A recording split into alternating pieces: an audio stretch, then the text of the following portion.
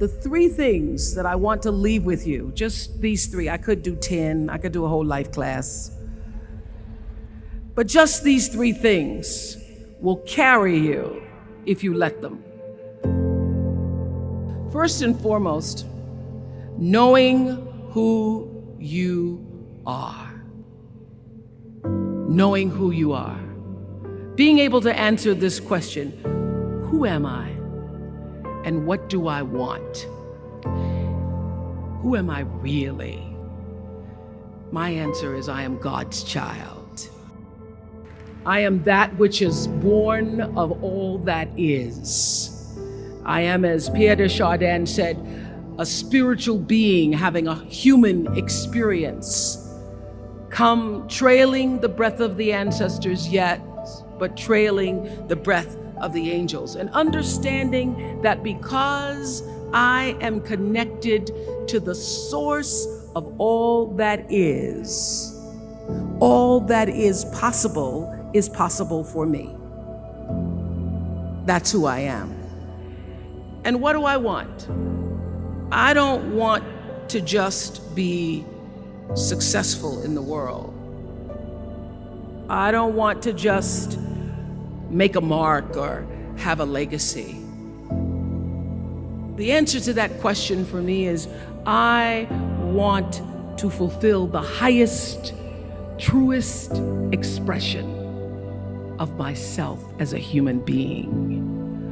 I want to fulfill the promise that the Creator dreamed when He dreamed the cells that made up me. What do I want?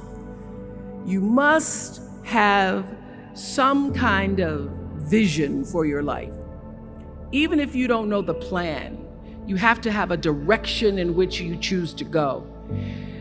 What I've learned is that's a great metaphor for life.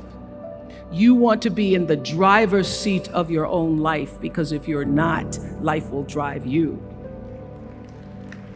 So, knowing who you really are in this space and time that we embody. That's number one. What do you want? Who are you? Number two, you must find a way to serve. Martin Luther King said that not everybody can be famous, but everybody can be great, because greatness is determined by service. Now, we live in a world where everybody wants to be famous and where we admire people for just being famous. We think being known brings us value. The truth is, all of that will fade in time. In 3 years, you won't be able to name the housewives of Atlanta. The real truth is that service and significance, service and the significance that you bring to your service is that which is lasting.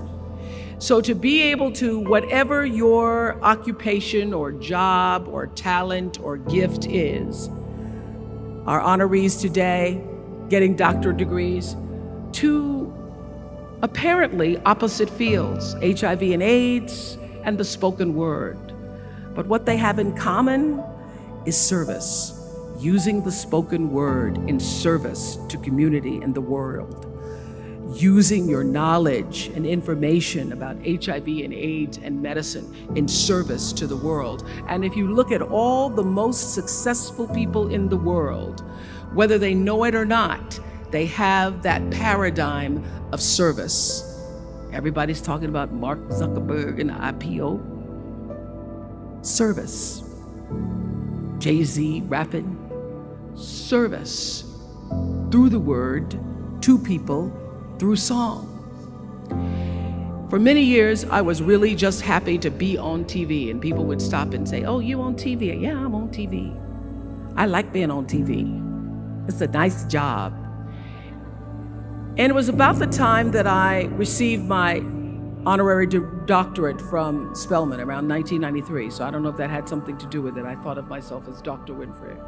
That I went back and I took a long look at what it was I was doing on TV, and made a decision that I was no longer going to just be on TV, but I was going to use TV as a platform, as a force for good, and not be used by TV. And I will tell you, my decision to make that significant change in the way I operated on television, using television as a service, changed my career exponentially. Service through medicine, service through art, using whatever it is you produce, your product, as a way of giving back to the world. When you shift the paradigm of whatever it is you choose to do to service, and you bring significance to that, success will, I promise you, follow you. Service and significance equals success. That's number 2. Number 3, it's so simple, but so hard to do. Always do the right thing. Be excellent. People notice. Think of how you notice. You go to Taco Bell, somebody gives you an extra napkin and some sauce. You notice. You want to go back to that person. Because even at Taco Bell, excellence shows itself.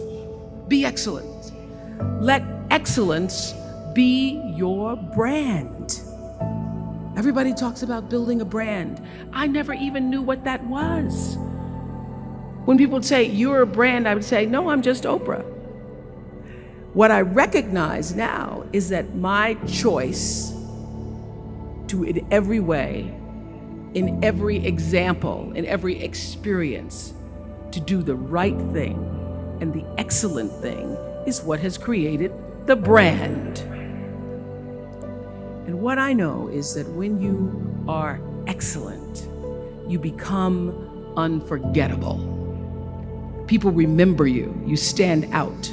Regardless of what it is, you become an unforgettable woman. And that is what we all want. We want to be unforgettable and not forgettable. So doing the right thing, even when nobody knows you're doing the right thing, will always bring the right thing to you. I promise you that. Why? Because the third law of motion is always at work. For every action, there's an equal and opposite reaction. That is so true in all of our lives. You just have to do the right thing, and the right thing will follow you even when people don't support it. I remember many times on my show. There are many shows y'all never saw. And the reason you didn't see them is because I got the last vote.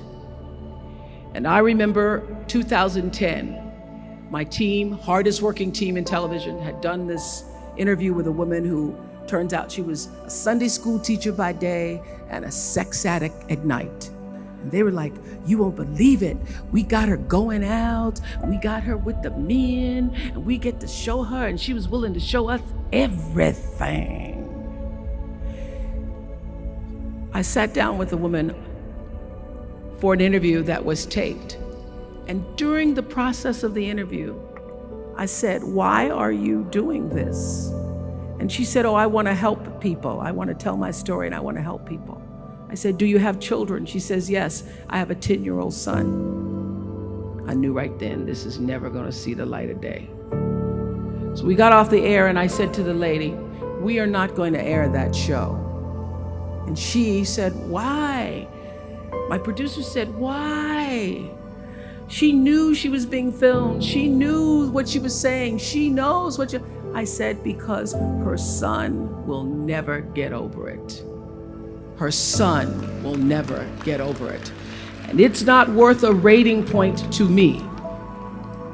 Not worth a rating point to me to know that there's a 10-year-old boy who's destroyed because his mother went on the Oprah Winfrey show and told all her business. You do the right thing, even when other people think it may not be. And oftentimes, when you make a decision to do the right thing, immediately you're faced with doubt. Was that the right thing? Was that the right decision? I don't know, was that the right thing? You always know it's the right thing, when in the end, there is peace. You are rewarded by peace in knowing that you did the right thing.